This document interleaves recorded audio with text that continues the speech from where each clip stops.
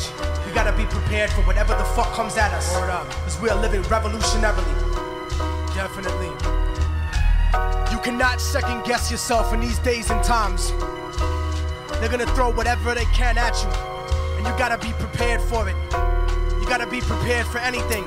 It's liberty or it's death. It's freedom for everybody or freedom for nobody. Hi, I'm Christina Tobin, and you're joining the Free and Equal Network today. And I'm sitting here with Immortal Technique here in Colorado, Denver. I haven't seen you since last May, since our first United We Stand Fest in Los Angeles. It's good to see you again. Thanks, Felipe. You know, I want to start off this interview, more of a conversation, thanking you for being there. Last May, we had some hiccups, that happens. We got through it. You said no matter what, this fest is happening, we have to do it outside, Christina. Move forward. We'll make it happen. And you were some of those key people that really gave me that energy to keep this movement alive. The people who came out, all of you out there, full force, out of nowhere, to make that United We Stand Fest happen and a success. Thousands of people, lines around the block. And so I recently interviewed the musician Moby a couple weeks ago, and it was really, really great connecting with him and knowing what his passions are in life. And some of the things that I really wanted to wrap around while I have you today is the music industry. Your feeling of the music industry, the corruption or whatnot, Moby had a lot to say on that. I learned a lot from him. And I wanted to get your feeling on being an independent artist and making through and having the people, the energy that I see on your stages like no other artist. I've been going to a lot lately. Can you tell us a little bit of like your conscience and why you keep doing what you're doing, the people around you, and staying, I feel, with utmost accountability, feeling on the corruption in the industry? I mean, I think that it's like any other gigantic multinational corporation. And I tell people that if you're looking for fascism in America, you have no farther to look than a corporate system. And if you come in as a little guy, you can't talk to the president. You can't get a petition to vote. You don't vote for anything as part of that. You're governed by a board of directors who's governed by the president. It's an oligarchy. And unfortunately, when people talk about Illuminati and all this secret society shit, they have no further to look than a corporate board that decides whether or not they're going to tell you if there's GMO in your food, and who lobbies, you know, the Obama administration to pass the Monsanto Act, things of that nature. So I don't deal with a lot of conspiracy. I don't deal with YouTube science. I deal with truth and reality. And sometimes it's not as sensational. Sometimes it's not as gotcha. But it's honest and it's true. So for me, it's been a consistent drive to try and get as much as I possibly can done. With an independent group of people, it's also a lot more difficult because you have all the expenses for yourself. So if someone shortchanges us or we don't get what we get, it puts us in a really difficult predicament because we were depending on that. We don't have any corporate sponsors. We don't have anybody giving us money like that. So it's really, really difficult to be in that situation. You're gambling with your career, basically. And I tell people, when you're independent, it's what you put into it that, really makes you what you are. It's different than a bunch of other crap where, mainstream artists can kind of coast on the strength of the thing. Thanks for that. And, a couple weeks ago, I actually had the privilege, the honor of interviewing Amelia Boynton Robinson. You may know her, civil rights leader, Selma. She led the march, 103 years old, Felipe. And, learning about her, not only being the first African-American to run for Congress in '64, I believe, in Alabama, garnering over 10% of the vote. She started registering people to vote back in the 1920s with her mom in a horse carriage. I mean, a beautiful woman.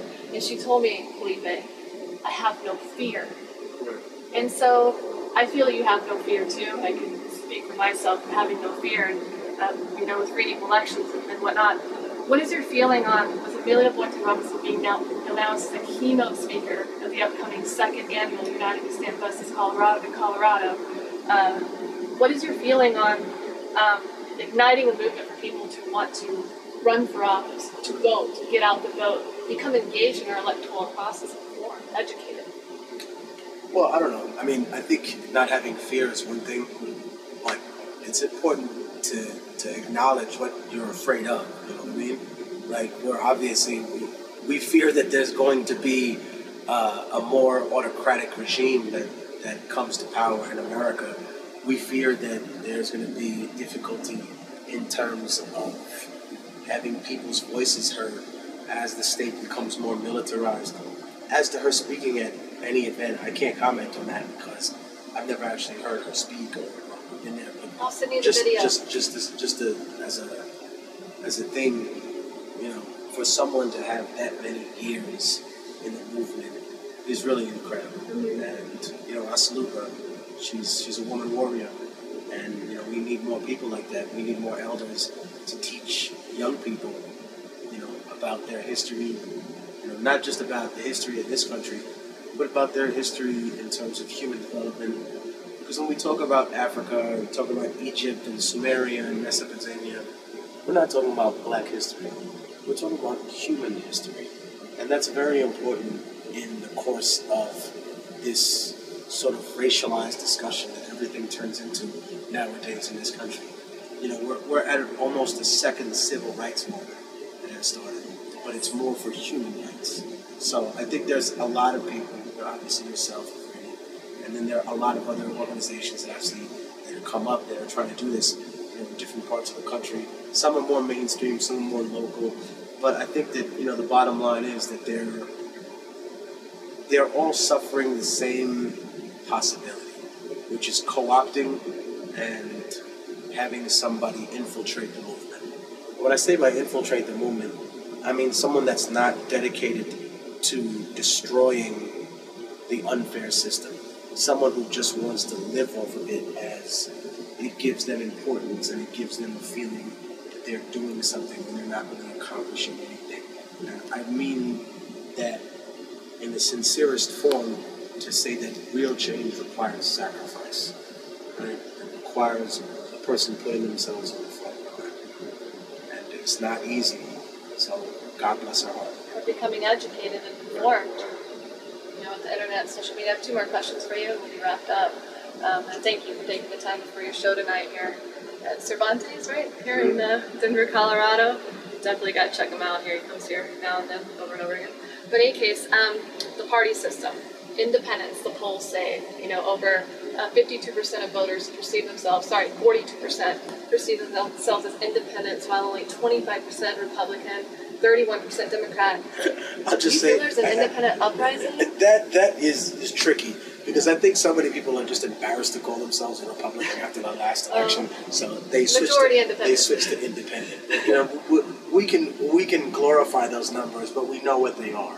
There are people from the right and the left who want to seem as if they're less partisan, because they themselves know that the right-left spectrum in America is about this spectrum of politics.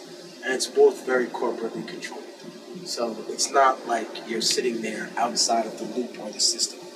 Would you support a movement outside of the 2-party system? Absolutely. Of independent individuals, not necessarily that are asked to run for office, but, that are not seeking to run for office, but that are asked by their community to run for office. Accountable candidates that are just we the people, recognizing, yes, the 2-party system has intentionally been dividing us, the divide and conquer, but when we come together in the larger issues, whether it's opening the debates, which is the final question I want to go into, to electoral reform, to the NBA, to internet censorship, there is a unite across the left and right.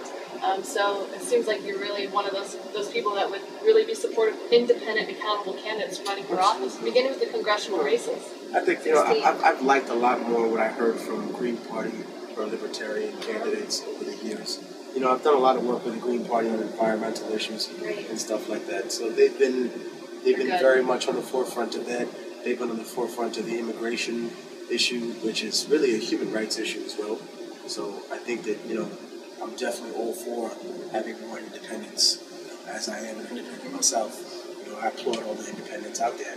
And the people that do make those changes in their local community, I think that's the only time that mainstream politics can really be affected by, you know, a real democratic majority, real honest movement, is when you're doing from the ground up politics.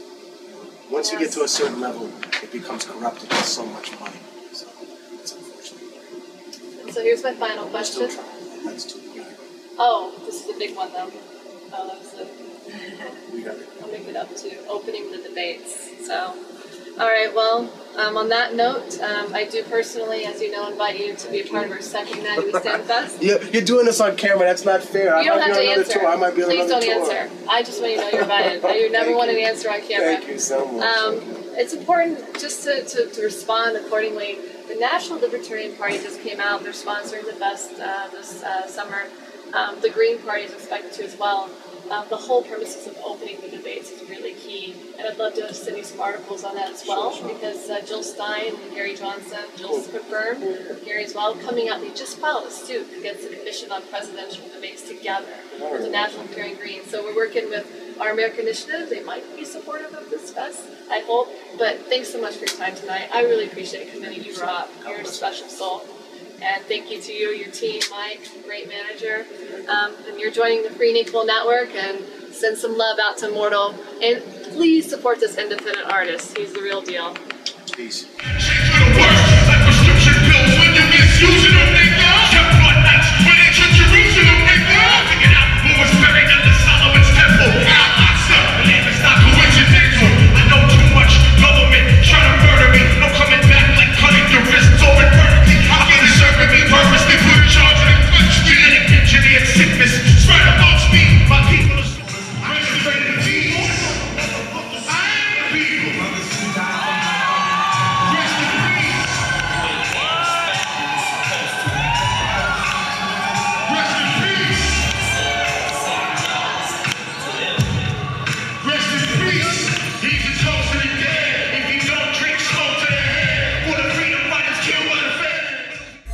Technique, remember me when I'm gone. I encrypted my lyrics to stay alive in a song, so you'll always keep a piece of my spirit inside when you struggle to complete what I started before I died. That's just the first stage if you cannot reverse ways and realize that we are one regardless of our birthplace. Dr. Bronner's Magic Soap is the #1 selling brand of natural bar and liquid soap in America, Japan, and Korea.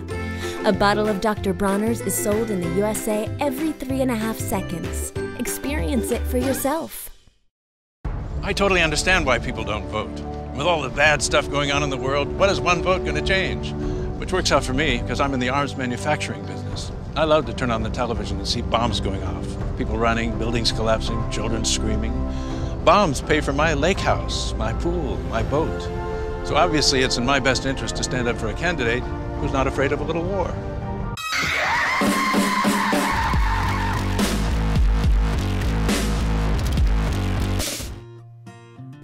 We believe in the need for independent, nonpartisan journalism, news that is informative, accurate, and in the interest of people, just like you. Journalism that does not wane in the face of pressure, whether it be political or social. Mint Press News is an independent watchdog journalism organization dedicated to bringing you just that. From civil liberties and national policies to U.S. foreign affairs, Mint Press News focuses on long-form reporting through the lens of social justice and human rights, igniting those important conversations and offering trusted analysis to stories often overlooked by our media. A team of correspondents and investigative journalists based across the nation and world, from Capitol Hill to Belgium and beyond, Mint Press News brings together veteran journalists and correspondents, grassroots leaders, and political analysts. Ethics, purpose, global integrity. Mint Press News is a refreshing look at your world, right from your fingertips.